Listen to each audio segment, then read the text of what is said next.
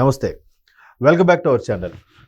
జగన్మోహన్ రెడ్డి గారు చాలా రోజుల తర్వాత మరలా మీడియా ముందుకొచ్చారు. ప్రెస్ మీట్ పెట్టారు. ప్రెస్ మీట్‌లో చాలా పచ్చి నిజాలు మాట్లాడేశారు. ఎంత పచ్చి నిజాలంటే ఆహ్, లిక్కరు, తర్వాత గ్రానైటు, ఇసుక, మట్టి, మశానం అన్నీ కూడా టీడీపీ కూటమి ప్రభుత్వం తన్నుకుపోతోంది.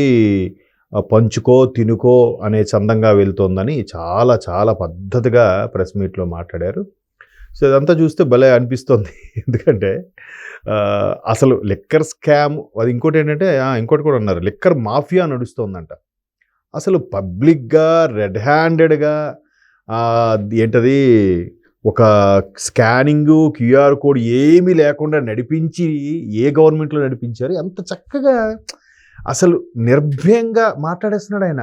అంటే నా గురించి ఎవరికీ తెలీదు. నేను చెప్పిందే వింటారు. చాలామంది ఫాలోవర్స్ ఉన్నారు నాకు అనేలాగా మాట్లాడతారు. చూసారా, ఇన్ఫ్లుయెన్స్ ఉంటారు చాలామంది.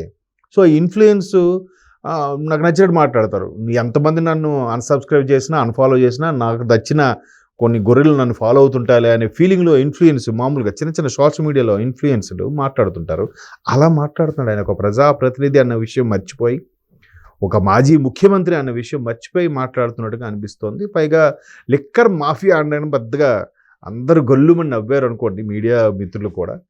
సో ఇప్పుడు అన్నీ మాట్లాడిన తర్వాత ఒక మీడియా నేషనల్ న్యూస్ ఏజెన్సీ వాళ్ళు కూడా ఉన్నాయి ముందు మైక్లో చూశాను.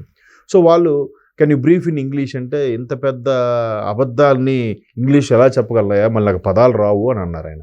నిజమే కదా, ఆయన డెమోక్రసీకి సంబంధించి ఏవో రెండు ముక్కలు ఇంగ్లీష్లో మాట్లాడారు, కానీ ఎందుకో సరిగ్గా ఎక్స్ప్లెయిన్ చేయలేకపోయారు. పైగా అది కూడా చూసి పేపర్ చూసి చెప్పడమే కాబట్టి మళ్ళీ ఎంతసేపు కూడబొలుక్కొని చదువుకొని చెప్పింది మళ్ళీ ఆ ఇంగ్లీష్ వర్డ్ కోసం ఇంగ్లీష్లో మొత్తం ట్రాన్స్లేట్ చేయాలంటే తెలుగుకే అన్ని తడబాట్లు వస్తే ఇంగ్లీష్కి ఇంకా ఇబ్బంది అవుతుందనే ఉద్దేశంలో ఇవాళకి వదిలేయబ్బా నన్ను అనేసి అక్కడి నుంచి లేచి నిష్క్రమించారంట. కాకపోతే ఆద్యంతం కూడా ఆ ప్రెస్ మీట్ చాలా హాస్యాస్పదంగా, చాలా ట్రోల్స్కి చాలా ఫీడ్ దొరికిందన్నట్టుగా కూడా మీడియా మిత్రులు బయటకు వచ్చి గుసగుసలు ఆడుకుంటున్నారు. ఎందుకంటే చెప్పిందంతా అంటే వీళ్ళ ప్రభుత్వ హయాంలో జరిగినది, కల్తీ నెయ్యి ఏదైతే జరిగిందో, కల్తీ మద్యం ఏదైతే జరిగిందో, ఇసుక మాఫియా ఏదైతే జరిగిందో అన్నిటినీ కూడా సింపుల్గా మేమేం చేయలేదు, అంతా చంద్రబాబు నాయుడే చేశారు. చంద్రబాబు నాయుడు అనుచరులు, చంద్రబాబు నాయుడు బినామీలు, చంద్రబాబు నాయుడు యొక్క ఎల్లో మీడియా అందరూ పంచుకో తినుకో చేస్తున్నారంట. ఆయన చాలా పద్ధతిగా పచ్చి నిజాలు మాట్లాడినట్టు అనిపించింది. ఇకపై రేపటి నుంచి సోషల్ మీడియాలో ఎన్ని ట్రోల్స్ జరుగుతాయో చూడండి. పైగా ఇంగ్లీష్లో బ్రీఫ్ చేయండి అంటే మరి ఆయన మళ్ళీ మాట్లాడలేకపోయారో తెలియదు, కానీ ఎంత పెద్దది బ్రీఫ్ చేయడం కష్టం అబ్బాయి. అంటే అది కూడా గణాంకాలు నెంబర్ చూసి చెప్పచ్చు.